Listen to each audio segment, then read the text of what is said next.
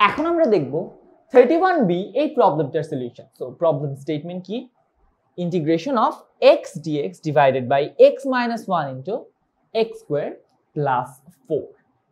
এখন এটাই আসলে আমাদের খুব বেশি বুদ্ধি খাটানোর সুযোগ নাই, এটা একদম ট্রিভিয়াল একটা আংশিক ভগ্নাংশের প্রবলেম, তাই আমরা এটাকে আর কিছুই করতে পারবো না আংশিক ভগ্নাংশে ভাগ করা ছাড়া।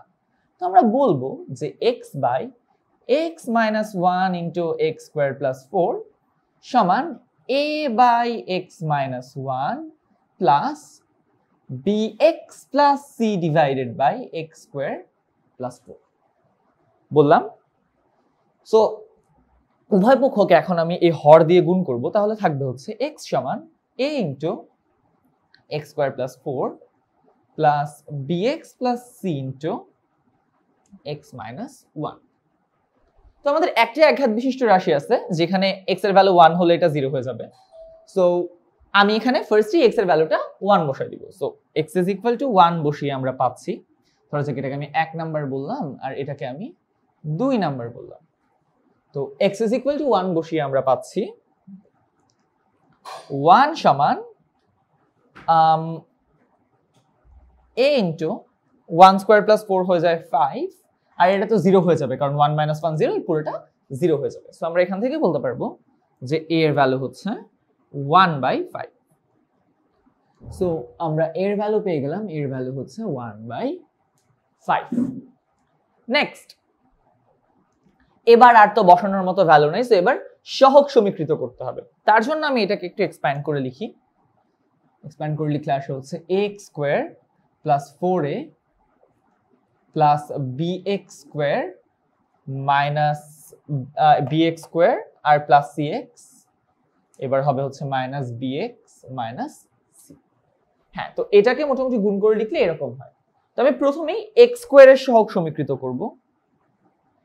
x স্কয়ারের সহগ আমরা বাংলায় সুন্দরভাবে এভাবে লিখব, উভয় পক্ষ হতে x স্কয়ারের সহগ সমীকৃত করে পাই। আমি কোনো মতে লিখতেছি আর কি, বাট পরীক্ষায় অবশ্যই আমরা সুন্দর করে লিখব, উভয় পক্ষ হতে x স্কয়ারের সহগ সমীকৃত করে পাই। আচ্ছা, এখন কি পাই? পাই হচ্ছে যে এই পাশে তো x স্কয়ার নাই, তার মানে এই পাশে x স্কয়ারের সহগ 0 সমান এখানে a এবং b, তার মানে a আর প্লাস b। অতএব আমরা বলতে পারি b হচ্ছে মাইনাস a, মানে হচ্ছে মাইনাস 1/5। এবার আমরা ফাইনালি আরেকটা কাজ করব, সেটা হচ্ছে ধ্রুবক পদ না হয় x এর ভ্যালু যেটা, যে কোনো একটাকে আমরা সমীকৃত করব ইচ্ছা আমাদের। তো ধ্রুবক পদ সমীকৃত করতে পারি, তাহলে এবার না অ্যাকচুয়ালি x এর সহগটাই সমীকৃত করি, সুন্দর করে এটা জাস্ট মুছে দিলেই হয়ে যাচ্ছে। x এর সহগ সমীকৃত করে পাই, বাই দ্য ওয়ে b এর ভ্যালুটা কি? মাইনাস 1/5। ওকে, সো x এর সহগ যদি আমি সমীকৃত করি দুই পাশে, x কোথায় আছে? x x x x এই যে, তাহলে c আর কি আছে? মাইনাস b, এন্ড এই পাশে কি? x শুধু, তার মানে 1 সমান c মাইনাস b। সুতরাং আমরা c সমান কি বলতে পারি? আমরা c সমান বলতে পারি 1 প্লাস b। b এর ভ্যালু কি ছিল? b এর ভ্যালু ছিল মাইনাস 1/5, তার মানে 1 minus 1/5, which means basically 4/5। আচ্ছা, তাহলে আমাদের c এর ভ্যালু কত দাঁড়াচ্ছে? 4/5। এবার আমরা এই নিচের সব জিবার জাবার মুছে দেই, আর দরকার নাই। অসংখ্য ধন্যবাদ আপনাদেরকে আমাকে a b এবং c এর মান প্রোভাইড করার জন্য, but you are not needed anymore.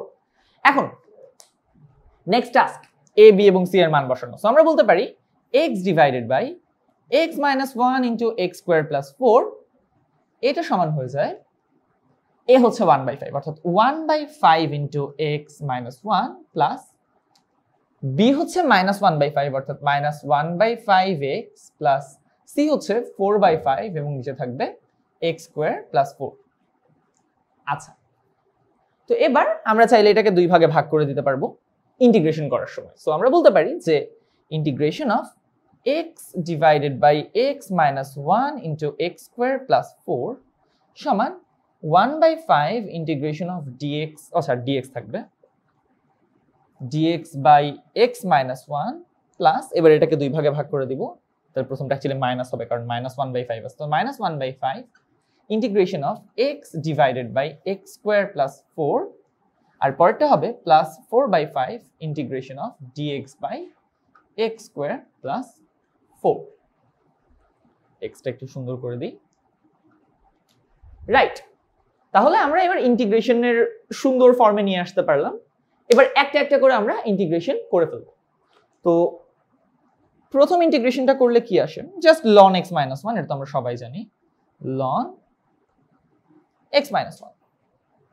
Second ইন্টিগ্রেশনটা আমাদের একটু z ধরে করতে হবে, উপরে একটা 2x আনতে হবে, কারণ নিচেরটাকে ডিফারেন্সিয়েট করলে উপরে 2x আসবে। আচ্ছা, এখানে এটা dx ও দিতে হবে, রাইট। তাহলে 2x আমরা একটু পরে আনবো, সেটাকে আমি একটু পরে করবো ইন্টিগ্রেশন। আগে আমার 2টা নিয়ে আসতে হবে, তাহলে 1/10 integration of 2x dx divided by x square plus 4। আর থার্ডটা a square plus x square ফর্মের 1/a tan inverse x by a, তাহলে প্লাস 1/, ওকে এটাকে জায়গা তো কম একটু, না থাক করা লাগছে, লেখা যাবে 4/5 এর সাথে 1/a অর্থাৎ হাফ গুণ করলে হয়ে যায় 2/5 tan inverse x by a অর্থাৎ x বাই 2। এবার দুইটা ইন্টিগ্রেশন করলাম, আপাতত একটা কনস্ট্যান্ট c1 যোগ করে দিচ্ছি। ওকে, তাহলে আমরা এই ইন্টিগ্রেশনটা এখনো কমপ্লিট করা আমাদের বাকি। তো এটা আপাতত মুছে দিই, এটাও আমাদের আর লাগবে না, এটাও আমাদের আর লাগবে না, এটাও আমাদের আর লাগবে না। অলরাইট, তাহলে এখন আমরা একটু এই সেকেন্ড ইন্টিগ্রেশনটা রাফে কমপ্লিট করি। তো integration of 2x dx divided by x square plus 4। এখানে আমরা কি করতে পারি, আমরা z সমান ধরতে পারি x স্কোয়ার প্লাস 4, তাহলে dz হয়ে যায় হচ্ছে 2x dx অফ কোর্স। তাহলে এটাকে আমরা বলতে পারি integration of dz by z, মানে হয়ে যায় ln z, মানে আমরা বলতে পারি ln x square plus 4 and plus ধরা যাক কোনো কনস্ট্যান্ট c2।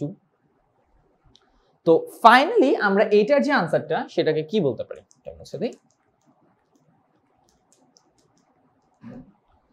এটার যে আনসারটা এটাকে আমরা বলতে পারি তাহলে 1/5 ln x - 1 minus 1/10 ln x square plus 4 plus 2/5 tan inverse x by 2 আর c1 আর c2 যোগ করে আমরা কোন একটা কনস্ট্যান্ট c, ও কেন হয়ে গেল c বলে দিলাম। তাহলে এটাই হচ্ছে আমাদের এই প্রবলেমের সলিউশন।